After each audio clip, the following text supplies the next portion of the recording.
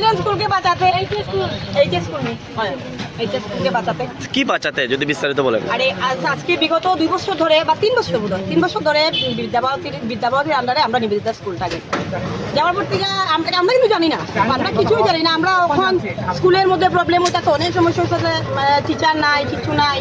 তো আমরা জিজ্ঞাসা যখন তখন করবো তারা হায়ার অথরিটি, ওখানে হায়ার অথরিটি কেটা বিদ্যাভারতীর তারা, তো বিদ্যাভারতীর সঙ্গে তো আমরা তেমন কোনো পরিচয় নেই। তো আমরা কইছি পরে তারা কিছুই করছে না।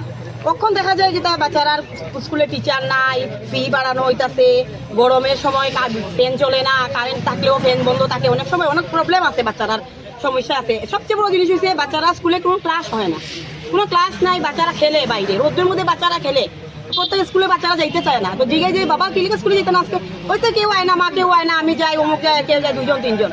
তো এইটার প্রবলেমটা হয়েছে, এটা বিদ্যাভারতী আওয়ার পরের থেকে এরকম হয়েছে। আগে কিন্তু আমরা স্কুলে এরকম আসতো না। তারপরে বিদ্যাভারতী যে নতুন একটা কমিটি গঠন হয়েছে, তারাও আমরা সঙ্গে তেমন একটা যোগাযোগ করছে না, কিছু করছে না, আমরা কিছু জানি না তারা কে কোনো সম্পর্কে। তারা আমরা আজকে 2 দিন ধরে তারা ডেট দিতেছে, তারা কেউই আইছে না, কখন পর্যন্ত তারা কেউ আইছে না। তো আমরা প্রবলেমটাই হয়েছে যে স্কুলটা ভালোভাবে চলতো, সুষ্ঠুভাবে চলতো, এটার লেগে আমরা একটু লড়াই করতেছি। আমরা দেখতে পাইছি যে একে 3 দিন ধরে আপনারা স্কুলে এসে এই সমস্যাটি নিয়ে ভুগতেছেন।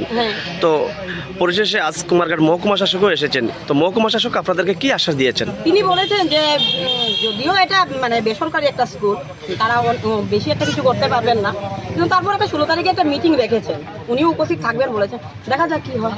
আপনারা কেমন সংখ্যক অভিভাবকরা আজকে উপস্থিত হয়েছেন এখানে? যদি আপনাদের এই সমস্যাটা যদি সমাধান না হয় তাহলে আগামী দিনে আপনারা কি স্টেপ নেবেন? এটা তো আসলে ওখানে বলা যাচ্ছে না, এখনো 16 তারিখের অপেক্ষা করছেন। 16 তারিখের অপেক্ষা করছি। ধন্যবাদ।